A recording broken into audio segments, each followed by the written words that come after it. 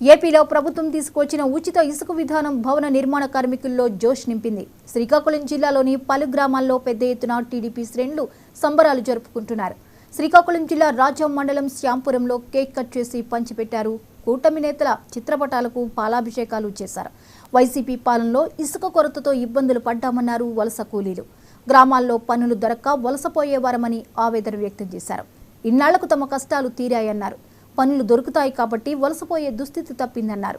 ఉచితంగా ఇసుక ఇవ్వడం వల్ల మధ్యతరగతి వారికి ఊరట లభిస్తోందన్నారు.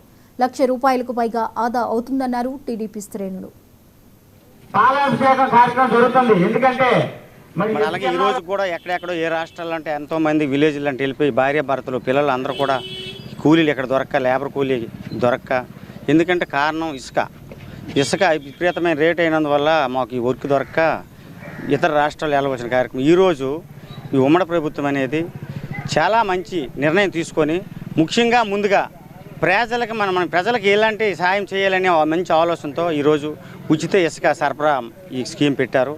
ఈ సందర్భంగా రాష్ట్రం మొత్తం మీద ఉన్నటువంటి భవన నిర్మాణ కార్మిక సంఘాలు అన్నీ ఒక భవనానికి కావాల్సినటువంటి కార్మికులు అందరూ కూడా, ఎందుకంటే ఒక ఇల్లు కడితే దానికి వడ్రంగి ఉంటారు, అలాగే సెంటరింగ్ వాళ్ళు ఉంటారు, రాడ్ బెండర్లు ఉంటారు, పెయింటర్లు ఉంటారు, ప్లంబర్లు ఉంటారు, ఎలక్ట్రీషియన్ ఉంటారు, అన్ని వర్గాల వాళ్ళందరూ కూడా ఇవాళ సంబరాలుగా రాష్ట్ర వ్యాప్తంగా సుఖ సంతోషాలతో సంబరాలు చేసుకున్నటువంటి సందర్భం ఈరోజు. ఈ సందర్భంగా శ్రీకాకుళం మన రాజం మండలంలో శ్యాంపురం గ్రామ ప్రజలందరూ కూడా ఇక్కడ ఎక్కువ మంది తాపీ మేస్త్రులు లేబర్ కూలీలండి.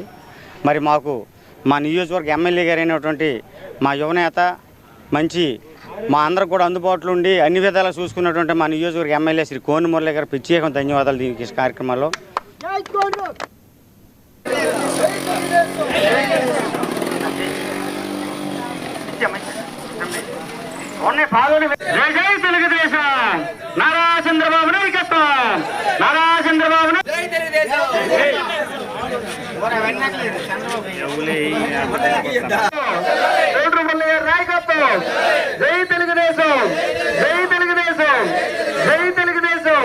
మోడీ గారికి పవన్ కళ్యాణ్ గారికి పాలాభిషేకం కార్యక్రమం జరుగుతుంది. ఎందుకంటే మరి ఇసుకెళ్ళాలి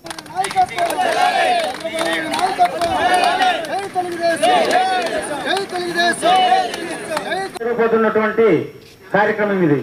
మీరు ఈ సందర్భంగా ఈ కార్యక్రమంలో భాగంగా మన